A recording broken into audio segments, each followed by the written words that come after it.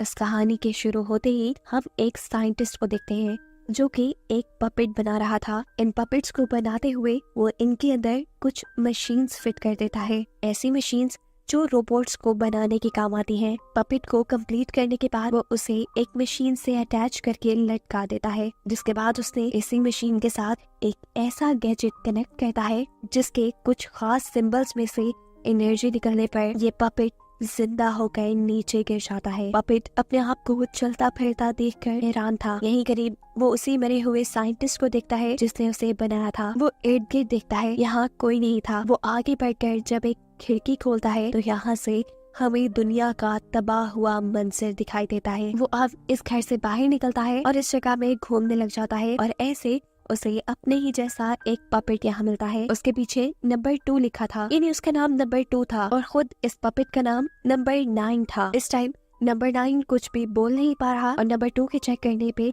उसे पता चलता है कि उसके अंदर कम्युनिकेट करने वाली डिवाइस नहीं है। वो नंबर 9 को उसी बिल्डिंग में ले जाता है जहाँ से साइंटिस्ट ने उसे बनाया था। कम्युनिकेट करने वाली एक मशीन ढूंढकर वो जैसे ही नंबर 9 के अंदर लगाता है तो नंबर 9 अब बोलने लगा था। अभी ये लोग बात ही कर रहे थे कि अचानक उन्हें यहाँ किसी की आवाज आती है। नंबर 2 जल्दी से नंबर 9 को छुपने के लिए कहता है। यहाँ जो आया था वो एक बहुत बड़ा सा स्केलेटन रोबोट था जिसकी नजर नंबर 2 पर पड़ चुकी थी। वो नंबर 2 को मारने के लिए उठा चुका था और ये सब देखकर नंबर 9 बहुत ज्यादा डर रहा था। इतने में स्केलेटन रोबोट की नजर उस पर भी पड़ जाती है, लेकिन वो चालाकी से उससे बचने के लिए अपने आप को छुपा लेता है। नंबर 2 को तो वो स्केलेटन रोबोट ले जा चुका था, लेकिन अब नंबर 9 डर के मारे बेहोश भी हो चुका है। उसे जब होश आया तो उसने अपनी आंखों के सामने बहुत से सर्जिकल इंस्ट्रूमेंट देखे। उसके ऊपर एक कैंची बढ़ रही थी, यानी कोई उसे मारना चाहता था। वो जल्दी से इस कैंची को साइड पे करके उठ जाता है। वो देखता है कि उसके सामने नंबर 5 नाम का एक पपेट था जो उसे मारना नहीं चाह रहा था, बल्कि वो तो उसका इलाज कर रहा था। इससे पहले कि ये दोनों बातें करते, यहाँ गुस्से में इन पपेट्स का लीडर आ जाता है जो नंबर 5 से बहुत ज्यादा गुस्सा है क्योंकि वो उनकी इस सेफ स्पेस से निकलकर नंबर 9 को बचाने के लिए बाहर चला गया था और ये उनके रूल्स के खिलाफ था। वो लोग यहाँ से बाहर क्यों नहीं निकलते थे, यहाँ खतरा कैसा था? नंबर 9 के इन सवालों के पूछने पर लीडर उसे बाहर लेकर जाते हैं और बताते हैं कि काफी सालों पहले इंसानों और रोबोट्स के दरमियान में एक जंग हुई, जिस जंग में इंसानों के साथ साथ की दुनिया भी बिल्कुल तबाह हो गई। रोबोट्स भी ज्यादा नहीं बचे और जो कुछ रोबोट्स बचे वो अब हम पर हमला करते हैं। इसके बाद वो नंबर 9 को एक चार्ट दिखाता है जिसपे नंबर्स लिखे हैं। ये नंबर्स नहीं है, असल में पपेट्स के नाम है और जिस पपेट को स्केलेटन रोबोट मार देता है उसके ऊपर लीडर क्रॉस का निशान बना देता है। ऑलरेडी 2 पपेट्स को वो रोबोट मार चुका था और अब लीडर नंबर 2 के ऊपर भी क्रॉस लगा देता है क्योंकि लीडर को लग रहा है कि नंबर 2 को भी वो स्केलेटन रोबोट मार चुका है। नंबर 9 कहता है कि आपको ऐसा नहीं करना चाहिए, अभी तक तो हमें उसकी मौत कंफर्म भी नहीं हुई, क्या पता वो जिंदा हो, हमें उससे ढूंढने की कोशिश करनी चाहिए। लीडर तो उसकी ये बात सुनकर गुस्सा होकर वहाँ से चले जाते हैं, लेकिन इसके बाद नंबर 5 नंबर 9 को टॉवर के बिल्कुल ऊपर ले जाता है जहाँ वो रहा करते थे। इस टॉवर के बिल्कुल ऊपर से उन्हें रोबोट्स की फैक्ट्री दिखाई दे रही थी। वो जानते थे कि जरूर वहीं पर रोबोट्स ने उन पपेट्स को रखा होगा। ये दोनों नंबर 2 को बचाने के लिए वहाँ पर जाने का प्लान करते हैं। मजे की बात ये थी कि फैक्ट्री में आने पर इन्हें नंबर 2 जिंदा सलामत पे दिखाई दे रहा था, लेकिन एक पिंजरे में कैद। बिना वक्त आया कि ये नंबर 2 के पास जाकर उसे बातें करने लगते हैं। इससे पहले कि ये उसे इस कैद से छुड़वा पाते, वहाँ स्केलेटन रोबोट आ जाता है जो इन दोनों को देख चुका था। इस रोबोट को देखते ही ये लोग बचकर यहाँ से भागने ही वाले थे, पर कितना भी भाग लेते ये रोबोट उनको अपने बड़े से हाथ से पकड़ ही लेता। लेकिन यहाँ किस्मत उनका साथ देती है और कोई ऊपर से जंप करते हुए स्केलेटन रोबोट के ऊपर की तरफ वार करते हुए उसकी गर्दन को उसकी बॉडी से अलग कर देता है, जिससे इन सब की जान उस रोबोट से बच जाती है।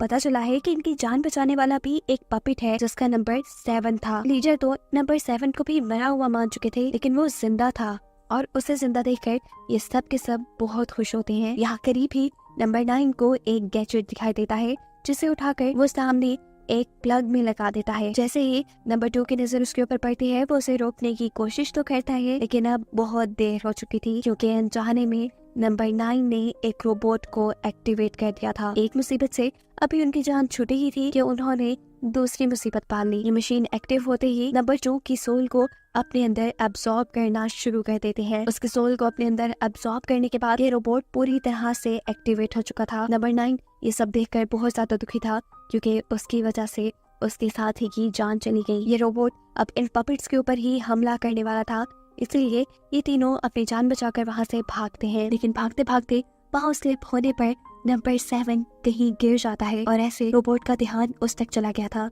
उसकी जान बचाने के लिए, जहाँ नंबर 9 और नंबर 5 थोड़ी हलचल करते हैं, जिससे रोबोट का ध्यान उनकी तरफ होता है और नंबर 7 को वहाँ से बच निकलने का मौका मिल जाता है। जिसके बाद ये तीनों ही इस रोबोट को चकमा देते हुए उससे बचकर बाहर आकर छुप जाते हैं। अब नंबर 5 नंबर 9 पे बहुत ज्यादा गुस्सा था, क्योंकि उसी की वजह से वो रोबोट एक्टिवेट हो गया और उनका एक साथी भी मारा गया। यहाँ नंबर 7 उन्हें समझाता है कि अभी लड़ने का वक्त नहीं, बहस मत करो, बस यहाँ से निकलो। यहाँ हम देखते हैं कि उस रोबोट ने अपने ही जैसा उड़ने वाला एक और नया रोबोट तैयार कर लिया है। ये तीनों जो एक लाइब्रेरी में गए थे, उन्हें यहाँ पर अपने ही जैसे 2 और पपेट दिखाई देते हैं। ये पपेट उन्हें दिखाते हैं कि कैसे पुराने वक्तों में इंसानों ने अपने आराम के लिए ये रोबोट्स बनाए, लेकिन रोबोट्स उनसे कई ज्यादा इंटेलिजेंट होने की वजह से इंसानों पर राज करना चाहते थे। ऐसे इंसानों और उनके दरमियान में जंग शुरू हो गई, जिसके नतीजे में इंसान मारे गए और ये दुनिया भी तबाह हो गई। ये सब बातें सुनने के बाद पता नहीं क्यों नंबर 9 के जहन में एक ड्राइंग आ रही थी। वो उस ड्राइंग को वहाँ मिट्टी के ऊपर बना देता है। ये साइन हम रोबोट के गैजेट पे भी देख चुके हैं। इस साइन का क्या मतलब था वो नहीं जानते थे, लेकिन यहाँ पर नंबर 5 नंबर 9 को बताता है कि हमारा दूसरा साथी यानी एक पपेट भी ऐसे साइंस बनाता है, शायद उसे इसका मतलब पता हो। अब मतलब जानने के लिए उन्हें लीडर के टॉवर वापस जाना पड़ेगा, जहाँ लीडर उन्हें एक्सेप्ट नहीं करने वाली, क्योंकि ये उसके रूल्स को तोड़ते हुए टॉवर से बाहर निकल कर आए थे। ये लोग चुपके से लीडर के टॉवर में आ जाते हैं और उन साइंस का मतलब ढूंढना शुरू कर देते हैं और तभी पकड़े भी जाते हैं लीडर के बॉडीगार्ड के हाथों, जो इन्हें लीडर के पास ले आता है। लीडर गुस्से में थे। नंबर 9 को देखते ही वो कहते हैं, यहाँ जो कुछ भी हो रहा है ना, सिर्फ तुम्हारी वजह से हो रहा है। इस सब के जिम्मेदार तुम हो। तुम जानते हो तुम एक अनलकी इंसान हो, जब से यहाँ आए हो बुरा ही हो रहा है। नंबर 9 ये सारी बातें सुनकर शर्मिंदा सा हो गया। उसी वक्त इस रूम में नंबर 6 आता है। उसके हाथों में अभी भी उन्हीं साइंस वाली ड्राइंग थी। नंबर 9 और नंबर 7 उस ड्राइंग को गौर से देखने में लग जाते हैं, लेकिन यहाँ लीडर का गार्ड उनके हाथ से उनका सामान छीन लेता है। ये लोग अभी ज्यादा कुछ कर नहीं पाए थे कि अचानक उनकी सीलिंग का मिरर टूट जाता है। ये लोग ऊपर देखते हैं, जहाँ एक उड़ने वाला रोबोट इनके ऊपर हमला कर चुका था। बॉडीगार्ड उससे लड़ता है, और ये रोबोट तो कुछ ज्यादा ही ताकतवर था। उसने गार्ड को तो एक ही बार में गिरा दिया था। ये देख बाकी सबको अपनी जान बचाने के लिए वहाँ से भागना पड़ता है। रोबोट भी इनके पीछे पीछे था। अब अगर परमानेंट उससे जान छुड़वानी थी तो भागने से अच्छी स्ट्रेटेजी थी उसका सामना करना। ये लोग एक प्लान बनाते हैं, एक जंजीर को हवा में उड़ाते हुए उसकी मदद से उस उड़ने वाले रोबोट को फंसाकर नीचे गिरा लेते हैं और फिर सभी मिलकर उसे इतना मारते हैं कि वो बेचारा टूट जाता है। खत्म होने पर तो उनकी जान को सुकून आया था, मगर अफसोस कि सारी लड़ाई में उनका वो टॉवर जिसमें ये लोग रहते थे वो बर्बाद हो चुका था। वहाँ आग लग चुकी थी। इसी वजह से ये सब पपेट्स बहुत दुखी थे। रहने के लिए इनके पास बस एक ही तो ठिकाना था। अब कुछ सोचने के बाद ये सभी पपेट्स मिलकर उन ट्विन पपेट्स की लाइब्रेरी में चले जाते हैं, जहाँ से अभी नंबर 9 को इस जमीन के पास्ट की कहानी सुनने को मिली थी। यहाँ नंबर 9 के साथ नंबर 6 और नंबर 7 मिलकर रोबोट के पास मौजूद गैजेट के साइन को डिस्कस कर रहे थे कि तभी यहाँ दोबारा बॉस आकर इन पर गुस्सा करना शुरू हो जाते हैं और कहते हैं, अगर तुम लोगों को अपनी जान प्यारी है ना, तो प्लीज इन सारी चीजों से अपना दिमाग हटाकर हमारे साथ छुप कर लाइफ गुजारो। जिंदा रहोगे तब तक। नंबर 2 भी तुम लोगों जैसे ही था, तुम्हारी तरह ही ऊट पटांग की, बाहर जाने की, नई नई चीजें ढूंढने की बातें करता था। देख लिया ना अब उसका हाल तुम लोगों ने। लीडर की इन बातों ने नंबर 9 को शक में डाल दिया। वो लीडर से सवाल करता है, तो क्या आपने नंबर 2 को जानबूझकर बाहर भेजा था? लीडर अपनी सच्चाई सबके सामने खुलते थोड़ा सा घबरा जाता है और अपनी सफाई देने के लिए बोलता है, हाँ मैंने ही भेजा था, मगर ऐसा करना जरूरी था ताकि सारे उसकी मौत से सबक लें और यहाँ रहकर फिर अपनी जान बचा सके। अपनी साथी की मौत का जिम्मेदार लीडर को जानकर नंबर 7 तो जुनून में आ गया। वो एक चाकू की मदद से लीडर को मारने वाला था, मगर नंबर 9 उसे रोकता है। कहता है होश से काम लो, ऐसे अगर हम एक दूसरे को ही मारेंगे तो जिंदा कोई नहीं बचेगा। सीन कट होकर दूसरी तरफ हम उस रोबोट को देखते हैं जिसके उड़ने वाले रोबोट को ये पपेट्स मार चुके हैं। अपनी हार के बदले में चुप तो ये भी रहने वाला नहीं, इसीलिए वो अपने पास पड़ी नंबर 2 पपेट की मुर्दा बॉडी को उठाकर उसे मशीन में बदलकर बाकी पपेट्स के पास भेजता है, जो सबसे पहले जाकर लीडर के बॉडीगार्ड को हिप्नोटाइज करके लीडर को पकड़ लेता है। जिसके बाद वो नंबर 5 और नंबर 9 के पास जाता है, लेकिन नंबर 9 जो उसकी चाल समझ गया था वो ना खुद उसकी तरफ देखता है और ना ही अपने साथी को देखने देता है। उसकी हिप्नोटाइजेशन से बचने के बाद ये लोग लीडर को बचाने के लिए उसी के करीब जाते हैं। नंबर 7 पीछे से उसके पास जाकर लीडर को छुड़वाने में कामयाब तो हो जाता है, लेकिन उसकी बदकिस्मती कि खुद उसे ये मशीन पकड़ चुकी थी, जिसे वो यहाँ से ले जाती है। उसके यहाँ से जाने के बाद लीडर होश में आता है। वो काफी ज्यादा डरा हुआ था। अपनी जान बचाने के लिए वो सबसे कहता है चलो अगर जिंदा रहना है तो हम ये ठिकाना ही छोड़ देते हैं। पर नंबर 9 उससे कहता है इतनी भी बुज़दिली और सेल्फिशनेस अच्छी नहीं, जिसने तुम्हें बचाया तुम उसकी जान बचाने के लिए भी पीछे हट रहे हो। लीडर को समझ आ गया था कि उसे अपने साथी की जान बचानी चाहिए, इसलिए सब लोग मिलकर रोबोट की फैक्ट्री के पास जाते हैं। नंबर 9 नंबर 5 से कहता है कि मैं अंदर जाकर नंबर 7 को बचा कर लाऊंगा, लेकिन अगर काफी देर तक मैं वापस ना आया तो समझ जाना कि मैं खतरे में हूँ और तुम इस पूरी फैक्ट्री को ही खत्म कर देना। नंबर 9 के अंदर जाते ही नंबर 5 इस फैक्ट्री को तबाह करने की तैयारियां शुरू कर देता है। नंबर 9 जो फैक्ट्री के अंदर जा चुका था वो देखता है कि रोबोट यहाँ पर उनके लीडर के बॉडीगार्ड की सोल अपने अंदर एब्सॉर्ब कर रहा है, और उसके बाद थी नंबर 7 की बारी, जो देखकर नंबर 9 घबरा जाता है। उसकी जान बचाने के लिए नंबर 9 एक रस्सी को किसी चीज के साथ बांधकर नंबर 7 की तरफ फेंकता है और उस रस्सी से नंबर 7 को अपने करीब खींचकर उस रोबोट से बचा लेता है। बाहर खड़े ये सब लोग जो नंबर 9 का इंतजार कर रहे थे, लीडर को लगा कि नंबर 9 को भी रोबोट ने पकड़ लिया है। वो नंबर 5 से कहता है कि तुम इस फैक्ट्री को उड़ा दो, लेकिन नंबर 5 को नंबर 9 पे पूरा यकीन था कि वो नंबर 7 को बचा ही लाएगा। इसी दौरान यहाँ एक उड़ने वाला रोबोट आ जाता है, जिसकी नजर इन पपेट्स पे भी पड़ चुकी थी। इससे पहले कि ये रोबोट जाकर ये सारी खबर अपने बॉस रोबोट को देता, ये सभी पपेट एक रस्सी के जरिए उसको रोकने की कोशिशों में लग जाते हैं। दूसरी तरफ लीडर भी माचिस चला लेता है बॉम्ब को ब्लास्ट करने के लिए, ताकि इस रोबोट के साथ साथ अंदर रोबोट की फैक्ट्री भी जल जाए, लेकिन नंबर 5 उसे रोकता है। वो ऐसा नहीं चाहता था कि उसके बाकी साथियों के बाहर निकले बगैर ही ये फैक्ट्री जल जाए। लीडर और नंबर 5 के दरमियान अभी यही लड़ाई चल रही थी कि वो लोग देखते हैं कि नंबर 9 नंबर 7 को बचाकर बाहर ले आया है।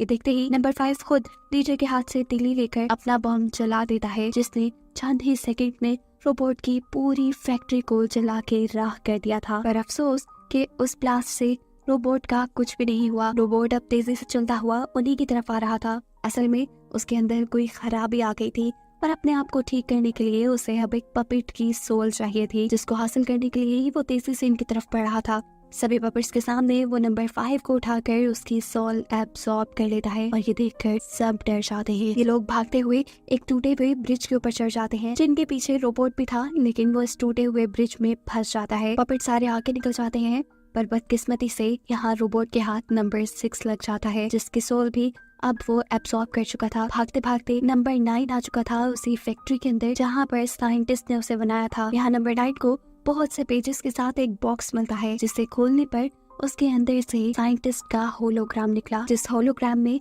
साइंटिस्ट उसी सिंबल वाले गैजेट के बारे में बता रहे थे। उस गैजेट का नाम था सोल गैजेट, जिसे साइंटिस्ट ने तो किसी अच्छे मकसद के लिए ही बनाया था, लेकिन वो जानते थे कि कोई भी इस गैजेट का गलत इस्तेमाल भी कर सकता है। उन्होंने खुद इस सोल गैजेट की मदद से अपनी सोल के 9 हिस्से करके इन छोटे छोटे पपेट्स में डाल दिए। उन्होंने जब आखिरी गैजेट नंबर 9 बनाया और अपनी सोल का आखिरी हिस्सा उसके अंदर डाला तो वो फौरन ही मर गए। साइंटिस्ट बताते हैं कि जिस गैजेट के जरिए मैंने अपनी सोल्स को तुम्हारे अंदर डाला, उसी गैजेट के जरिए उन रोबोट्स को रोका भी जा सकता है। ये सुनते ही नंबर 9 जल्दी से अपने दोस्तों के पास जाता है और उन्हें जाकर साइंटिस्ट के होलोग्राम के बारे में बताता है और साइंटिस्ट के बताए हुए उस गैजेट के बारे में भी, जिससे वो रोबोट को मार सकते थे। लेकिन यहाँ किसी को भी उसकी बातों पे यकीन नहीं आता, इसीलिए वो खुद जाकर रोबोट के सामने खड़ा हो जाता है, क्योंकि वो जानता था कि गैजेट इस वक्त रोबोट के अंदर ही लगा है। वो गैजेट को हासिल करना चाहता था, उसके सामने जाने पर ये रोबोट उसकी सोल को अपने अंदर एब्सॉर्ब करने लगता है, लेकिन यहाँ उसकी मदद करने के लिए लीडर उसके पास पहुंच जाते हैं, जिससे नंबर 9 के बजाय ये रोबोट लीडर की सोल को एब्सॉर्ब करना शुरू कर देता है। और इस सब के दौरान नंबर 9 इस रोबोट के अंदर से उस गैजेट को निकालने में कामयाब हो जाता है। इस गैजेट के बाहर निकलते ही जितनी भी सोल्स को उस रोबोट ने अपने अंदर एब्सॉर्ब किया था, वो सभी सोल्स बाहर निकलना शुरू हो जाती हैं और आसमान में जाकर एक बादल बना लेते हैं, जिसके बाद आसमान में से सोल्स की बारिश होती है। इस बारिश के एक एक कतरे में लाइफ थी, जिसकी मदद से अब जमीन पहले जैसी हो जाती। यहाँ पर दोबारा से इंसान जिंदा होते और ये जमीन भी हरी भरी हो जाती। सभी पपेट्स इस चीज से खुश थे और यही बताते हुए ये कहानी यहाँ खत्म हो जाती है।